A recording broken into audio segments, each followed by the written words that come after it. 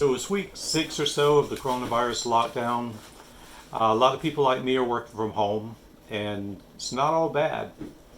There are some good parts. You get to spend more time with your family, and when your family will have no more of that, you can be productive. You can do some of the little things that you've been putting off. My wife gave me this list: fix the fence, list junk for sale on eBay, build a deck. So let's go pull some weeds from the yard and use their roots to make coffee. This is my first attempt to make dandelion root coffee. Now, I got this idea from other YouTube videos this morning actually, so obviously there are others who know way more about this than me. In my video though, you'll get an honest opinion on how it tastes from the perspective of someone who lives indoors and drinks Starbucks. I'm clipping off these roots right at the point where they start to look rooty. Evidently, the older the roots are, the more bitter they are. Most of what I found were fairly small though, so I'm guessing they're fairly young. When you're in an area that doesn't get mowed often, you can find really big plants like this one. If you find one this size, you're probably not in your backyard. You're more likely in mine.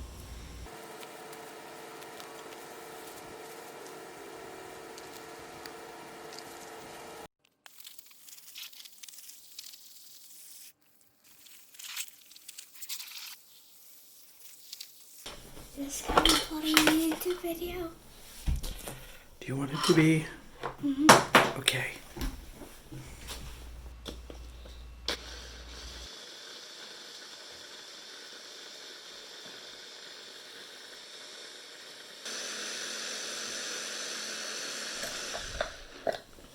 It looks good. That looks good enough. Gonna roast these at 250 for 2 hours, since that's what the internets tell me.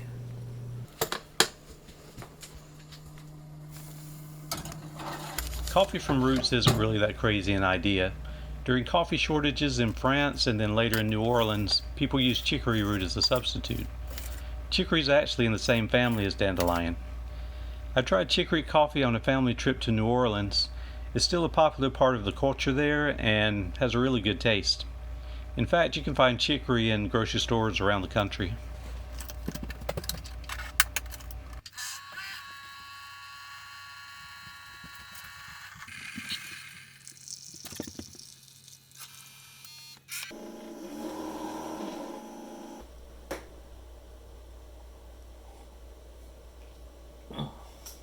Wow. This is awful. Okay, so new rule. No more cooking advice from survivalists. I found a forum that recommended this website. This is Ashley. Thank you, Ashley. The website's called Practical Self-Reliance. I'll put a link in the description below. Ashley says we should use much younger plants. Pull off the little hairy roots and chop the larger roots into chunks. These look way more appetizing already. So here's my new harvest. After rinsing, I cleaned off the little hairy roots, which evidently turned into charcoal while roasting. Then diced the bigger roots into coffee bean sized chunks. I popped them in the oven for 40 minutes at 350, boiled them for 10 minutes, and it's done. I imagine there's some process to make this work in a coffee maker, but I kind of like the boiling. You can watch it darken to right where you want it. I put in 2 cups of water to start and ended up with about a cup of coffee.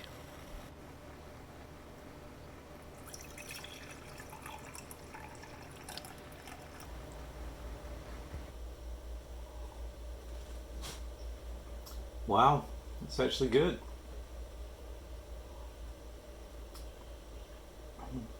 It's a little bit spicy. Tastes about like chicory, really. Yeah, after that last batch, I did not expect this to turn out this well.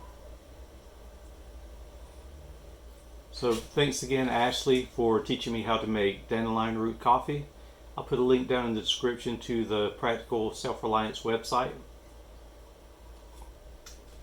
And yeah, definitely give this a try. I mean, you've got the roots out in your yard, and seriously, what else are you doing?